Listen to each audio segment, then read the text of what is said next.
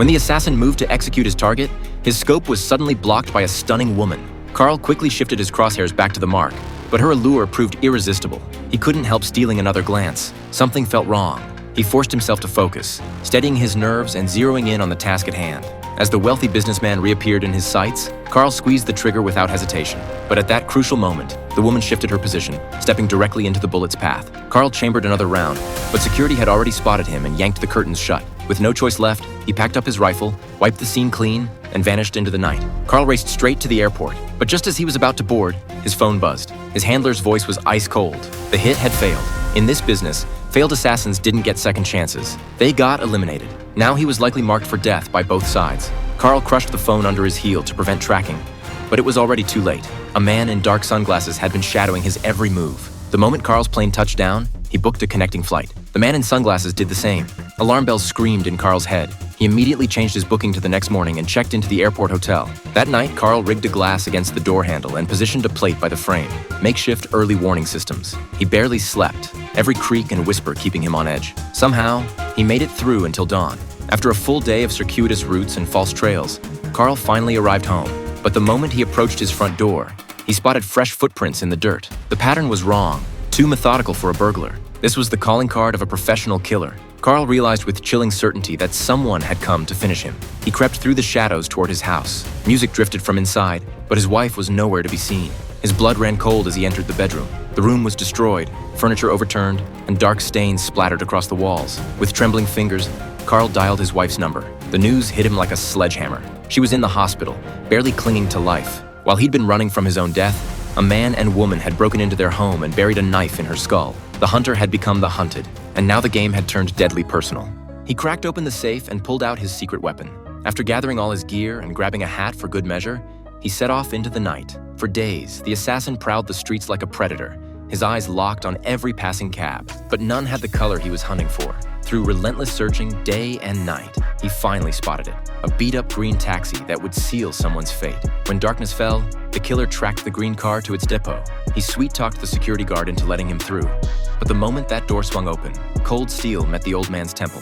The assassin's fingers flew across the computer, hunting through records until he found what he needed, an order to his own address. The driver's name glowed on the screen.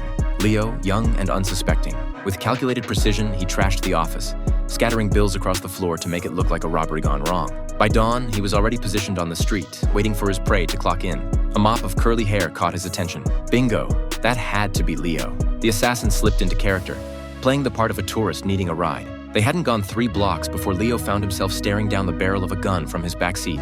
Every mistake he'd ever made flashed through his mind as he frantically tried to figure out what he'd done to deserve this nightmare. With trembling hands, Leo offered up his wallet, but the killer had bigger fish to fry. He reminded Leo about a fare from 3 days ago, something that made the driver's blood run cold. "Oh God," Leo whispered, remembering. The airport pickup, that weird guy and the woman who looked like a walking Q-tip. He'd only been told to drive them to some house in the suburbs and wait. The bad guy made him sit there for a full hour before they emerged. The man's leg a bloody mess. Following the assassin's directions, Leo drove to an abandoned factory.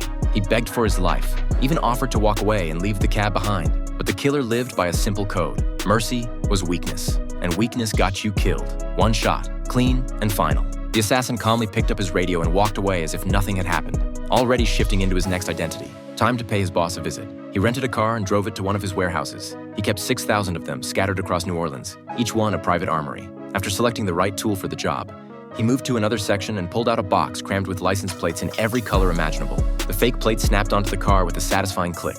At the supermarket, he loaded up on industrial trash cans and maintenance supplies. Everything had to look legitimate. Standing outside the Target building with a banana in hand, every good cover story needed props. He sized up the security, cameras and a spring lock. Tricky, but not impossible. Just as he was plotting his entry, a delivery truck pulled up. Perfect timing. The moment the courier badged in, the assassin rolled his trash bin right behind him, looking every bit the part of a maintenance worker. The delivery guy shot him a puzzled look but didn't question it. After all, who questions the help? The assassin pulled on his gloves with deliberate care, his mind already 3 steps ahead. When they reached the right floor and the courier stepped out, he followed eagerly, pretending to study directory signs while counting down the seconds until the door would lock. The moment it clicked shut, he moved closer to get a better look. Through the glass, he confirmed his target. When the delivery guy emerged again, the assassin ducked his head and faked taking a drink. As the door began to swing shut, he jammed his foot in the gap just in time. His prey was right there, Vulnerable and unaware, tools in hand, gun raised, he burst through the door.